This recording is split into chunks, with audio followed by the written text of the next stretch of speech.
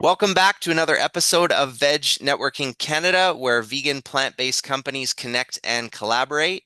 We honor, acknowledge, and respect that we are located on the traditional, ancestral, and unceded territories of many Indigenous peoples of Canada.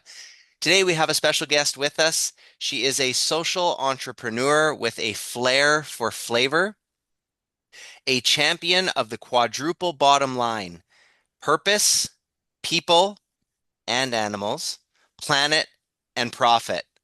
A green thumb who is passionately pursuing knowledge, the free expression of life, and the regeneration of our planet's ecosystems and food systems. Veg Networking Canada is pleased to introduce the co-founder of Chaz Organics, Marise May. Thank you. Happy to be here. We're thrilled to have you here, and we'll jump into the very first question. Why is your brand Chaz Organics vegan? Well, our brand, so Cha is my partner, he's my co-founder. But our brand is a vegan brand, I would say, because of me. Um, I would maybe flip that more to why do I have a brand? And the answer being because I started out wanting to promote plant-based foods, and the brand is more of an avenue to do that. So the brand is a solution to providing, delicious, healthy alternatives to people that happen to be plant-based, but really featuring them in a culinary way that anyone could enjoy as part of my lifelong mission to um, improve diets, but also animal welfare and environmental issues. And that pretty much dates back my whole life. So it really is part of my life's mission to promote plant-based foods to people around the world. Love it. And we're going to touch on more of those really impactful, meaningful pieces that you mentioned there. But before we do, um, is Chaz Organics your entrepreneurial origin story, or was there something before? What did that look like for you? Um, yeah, I mean, I think I've always been a creative person. So I've had, maybe projects I've tried to do here and there, but this is my first real business. And we started our business actually in 2006 was when we first originally registered and incorporated in 2009. So it's been a journey. But the first iteration of Chaz Organics, for anyone who remembers that long ago, was not called Chaz Organics. It was called Arayuma. And the OG people, hardcore fans will remember Arayuma and our little woven spice boxes. And actually, even before that, we got our start importing some handicrafts and batiks and other products out of Sri Lanka just to kind of learn what the business was all about with imports. So it has been an evolution. I would say it really has evolved over the years into what it is now. But it is our my first real entrepreneurial project in a serious way. Love it. And what exactly is the vision, for your brand? Where is it going for Chaz? Where is it going in the future? I mean, we see plant-based, organic, and fairly traded, ethically produced foods as the only viable future, really, for our planet and for humanity. So for us, it's just being a part of that transition where we just create more opportunities for farmers to grow these foods and to sell them to more people. So our vision really is like a global one to just improve the food systems overall, the way that people, animals, and land are treated, and the way that people consume, to shift the spectrum towards something that's much healthier and better for all. And I guess our purpose statement at Chaz Organics is we bring flavor to the table with healing foods sourced on fair terms. And we do this in partnership with regenerative organic growers, creating empowered communities at home and abroad. Amazing, amazing. And I mean, I think based on what you said earlier about your partner and the other co-founder, it's pretty obvious. But is there a story behind why the name changed from what it was to Chaz Organics?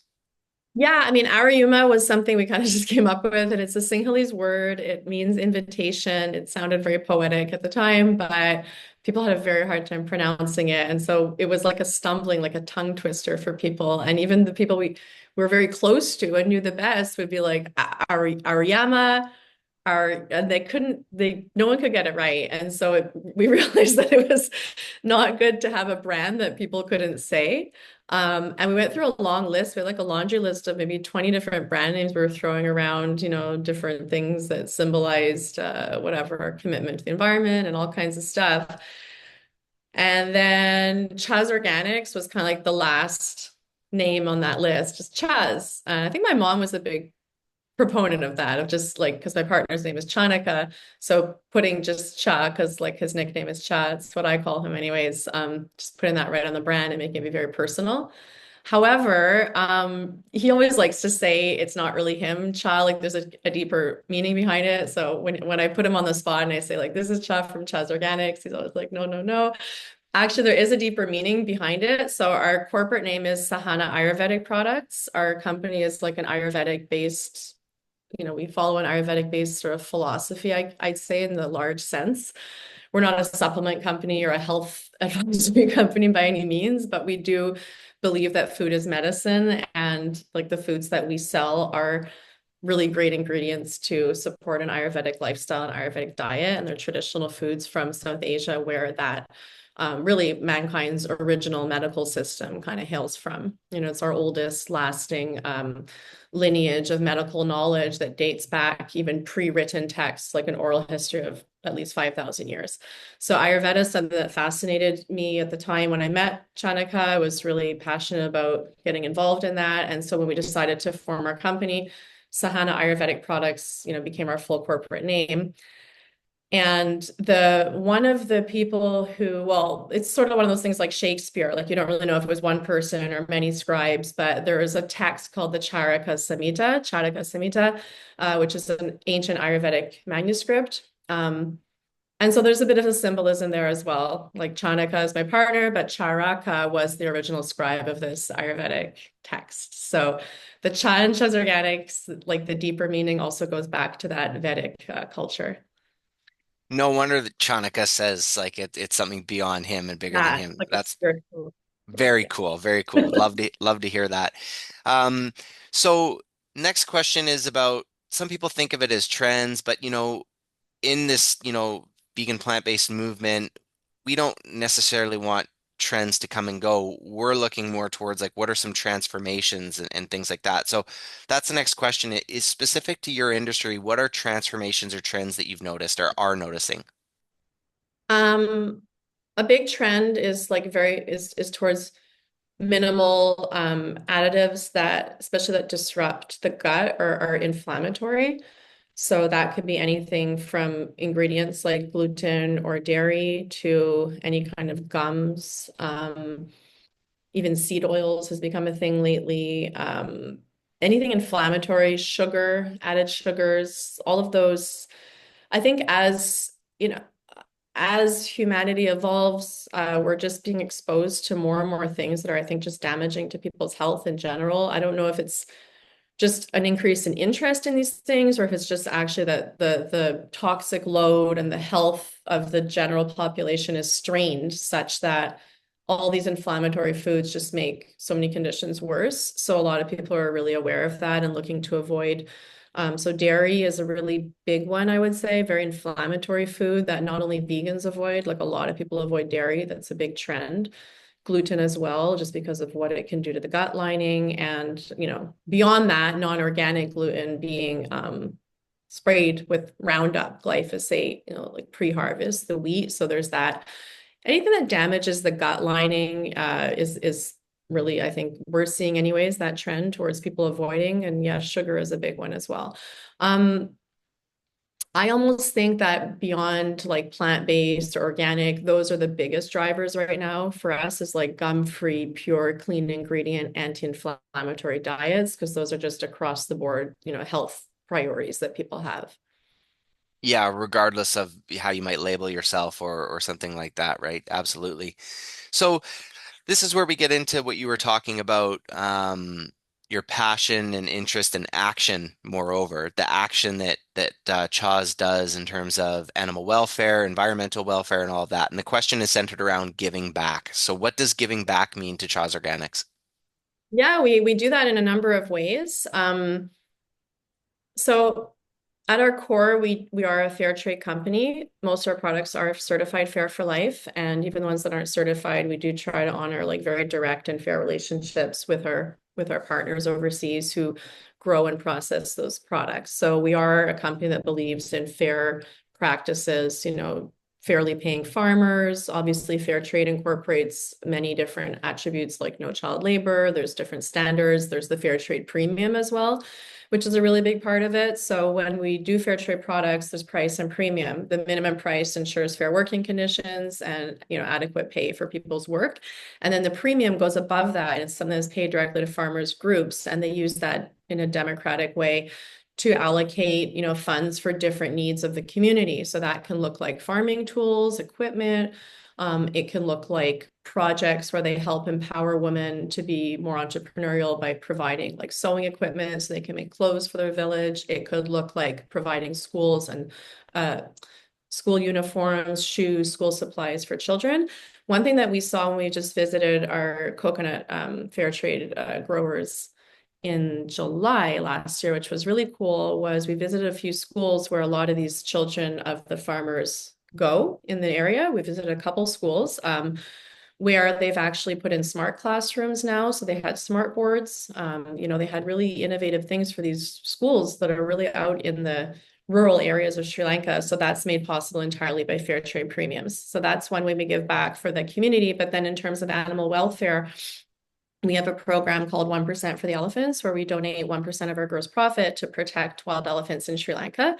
And again, that can look like many different things. Traditionally, those projects would focus more around building electric fences around vulnerable villages that are in the middle of the elephant corridors, or just very rural where the elephants tend to come and raid the villages sometimes. But those are also sort of band-aid solutions. So what we're moving towards now is really hands-on projects where we do things like plant citrus trees around the village, which repel elephants, but also give the people who live there a means to, grow food and sell it. So that's some projects we're getting off the ground. A really exciting one that we just are in the process of doing right now. They're still building it, but we're in partnership with a pretty well-known monastery in Sri Lanka called Umandoa, and they're actually completely restoring an entire wetlands habitat purely with our financial support. So that's really exciting. We visited in the summer, and they were showing us, it was like the first day when they were going to start excavating. So we all put like the shovel and dug the first little, dug the little hole in the lake or whatever. But then they come with the caterpillar, like, the big diggers to dig the rest. They're restoring that entire wetlands, and they're restoring a dam as well that was holding this, like, basically a lake, like a man-made lake.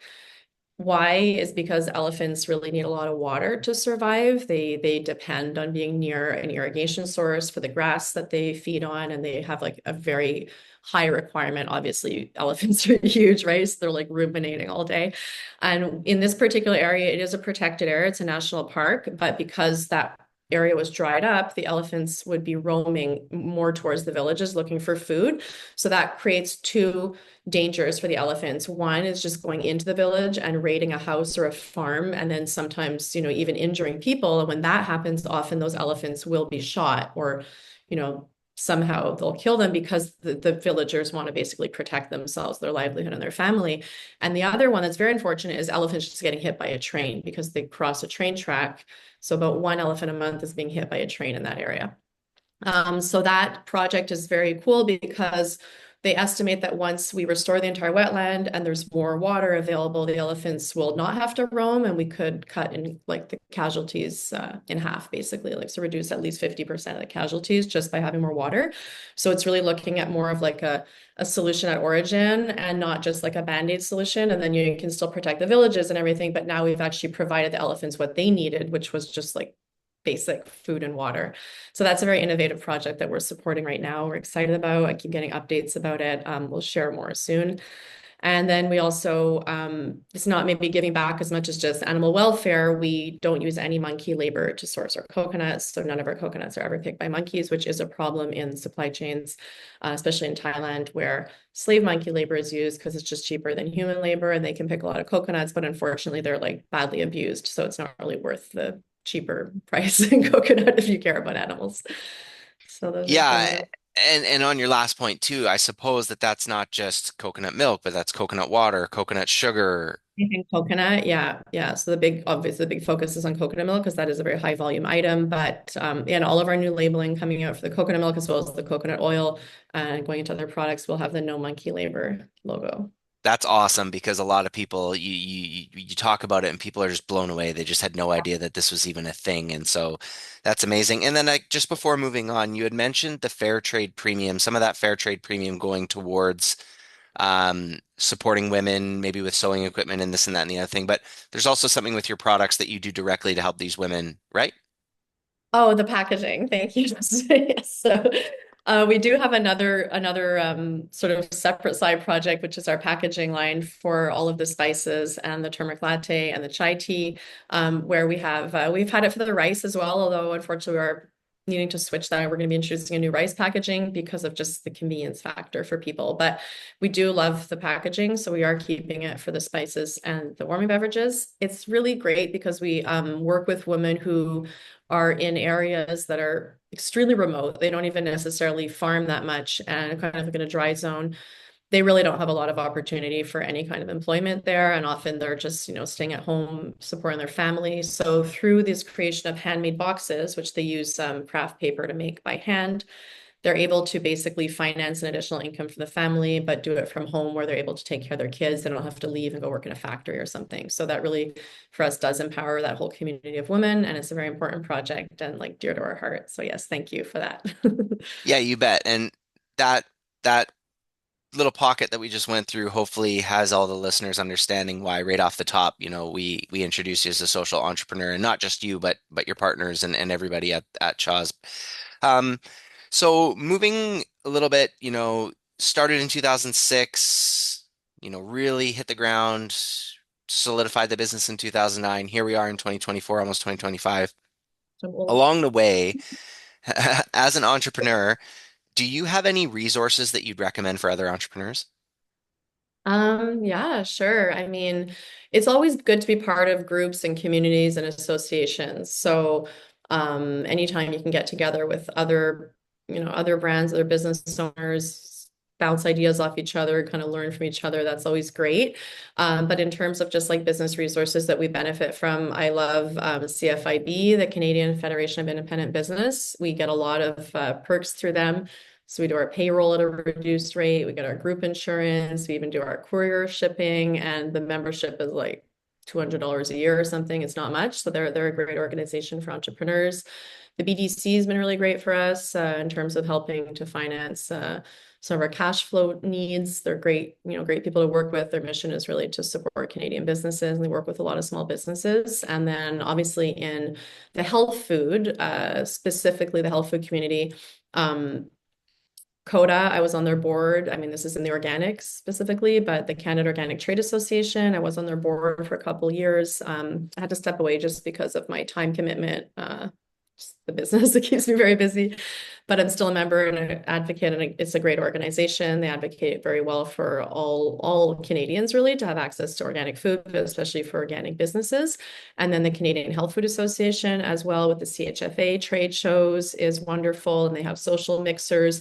But any of those opportunities where you can just get out and meet other entrepreneurs, other brands, even doing consumer or trade shows, for me, it's always very enriching because you realize, we really are a community, but like a great community, I would say, in the health food industry. And there's a lot of really cool people doing really great things that you can meet and learn from. That's awesome. And you said BDC, right? Business Development Yeah. Canada? Yeah. Awesome. Very cool. Okay, so just two more for you. Just one word here, inspiration. Like what does it mean to you? What does it mean to the brand? Take it how you will, but what does inspiration mean?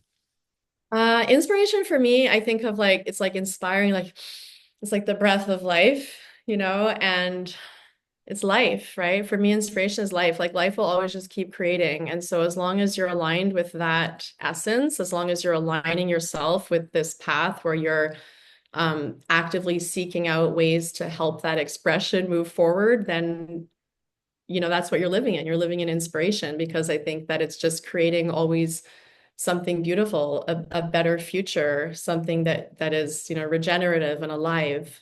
For me, that's inspiration. So It could be just better living conditions. It could be a beautiful forest garden. It could be great packaging, a great meal. But all of those are the things that really inspire us and bring us joy, and that we hope to inspire in other people. It's just that, like, creating those beautiful moments in life where you value life and you respect the land, the people, yourself, and just are a part of that like living ecosystem that we live in. Hence your passionate pursuit of free expression of life, like we talked. Yeah, exactly. That's If beautiful. that makes sense to anyone, it's hard to put it into words, but that's just like where I align myself is, I love plants and growing and creativity and life. Yeah. Yeah, I mean, I'm sure a lot of people are nodding, and like for me, it resonates a lot when you just say like life is going to create and it's going to create with or without you. So why not put yourself in that pocket and like be within that? That makes a lot of sense for me. Um, okay, so last question, big open-ended question, kind of a loaded question. I'll preface by saying that, but do you have any advice, lessons, or tips for other entrepreneurs? Good ones. I mean, I guess it's a cliche to say never give up, follow your dream, but that's always true. Like, I think that when you really align yourself and you're really in that, like you said, that pocket, you're in that vision, and like, you just know that that's where you're going, then kind of don't let the haters get you down. Like, other people might not understand your unique vision and your unique purpose, and that's okay because you know it. But also, don't be afraid to take guidance and advice from people who have maybe been there before, or have found like their path through those difficulties that you might be facing or might be about to face, and lean on people who have been in that business community that you're in. Try to find mentors, advisors, friends, other entrepreneurs, and just like, keep your vision strong and know your purpose, but also always be willing to listen to others and get feedback from them. And when it feels right, don't be afraid to change course if you realize that, hey, maybe this one thing I was doing wasn't quite what I should be doing to achieve my mission. Awesome, awesome. So with everything that we talked about today, is there anything that we like for you personally or for Chaz, is there anything that we missed or anything that we touched on that you want to touch on a little bit more? Just kind of leaving the floor open with you, and then we'll let everybody know where they can find out more. Um, I guess with Chuz Organics, a big part, like I mentioned organics before, but obviously people often say Chuz, and I'm like, no, it's Chuz Organics. It is for us. The organic is a really big part of it.